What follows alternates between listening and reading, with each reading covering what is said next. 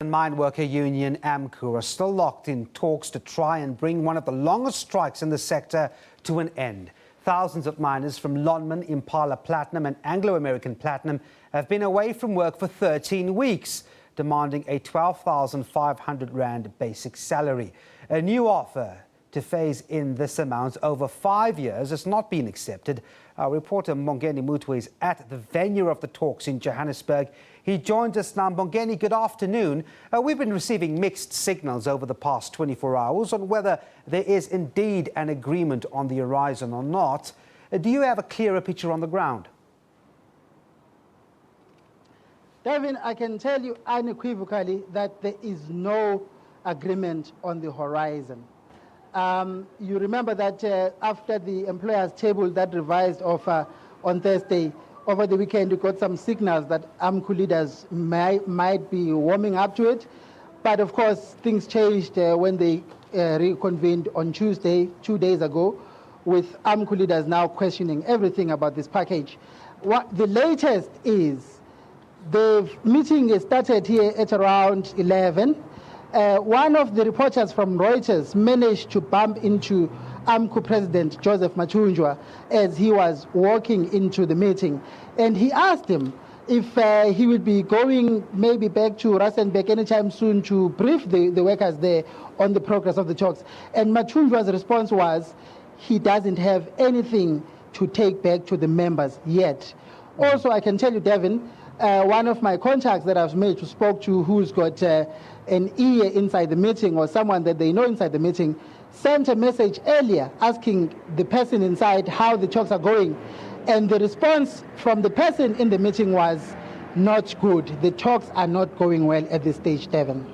All right, so it doesn't look as promising as we thought it did. But I suppose you've answered part of my question on supporters that may or may not be gathering in Rustenburg. We were told that the AMCU leadership may possibly just address them soon. Does it look like there's any mass address in AMCU? I mean, I would imagine not, if anything, if we have to go by what the president had just told the reporter a few moments ago.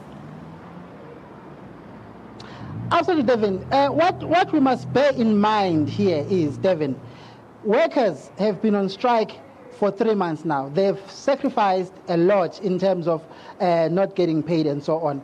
And based on the information that we gathered yesterday when our reporter went and spoke to some of the striking workers, they were uncompromising. They were saying, you know, we've been striking for 3 months, we've sacrificed a lot, we're not going to settle for anything other than our demand of 12,500. So you can just see that the AMCU leaders are in a tough spot here, Devin, because even if they do realize themselves that what is on the table at the moment is the best deal they can get in these talks, it's very difficult for them to go back to the workers to even update them when they've got when the message that they have is not what those people on the ground are expecting to hear. So at this stage, it doesn't look good at all. We don't know exactly what's going to happen eventually about this strike. And also there's a big question mark about the status of today's meeting. Remember, yesterday's meeting was supposed to be the last one, but when there was no agreement, the Minister of Labour said, no guys, come back tomorrow and continue talking. So at this stage, it's not clear if there's no agreement today, talks are still going to continue because apparently on the ground, the way that we're hearing is AMCU shop stewards in Rustenburg are saying that today's meeting is the final one. They expect Mathunjwa to come down there tomorrow to brief them of what is going on. And now we've got Mathunjwa saying, actually, I don't have anything to take back to these people. So the picture is very muddy. It looks like a bit of a mess, Devin, at this point. All right, thanks very much indeed. Mbongeni Muthwa there at Melrose Arch at the venue of the talks where mining managers or mining bosses are talking to the AMCU leadership.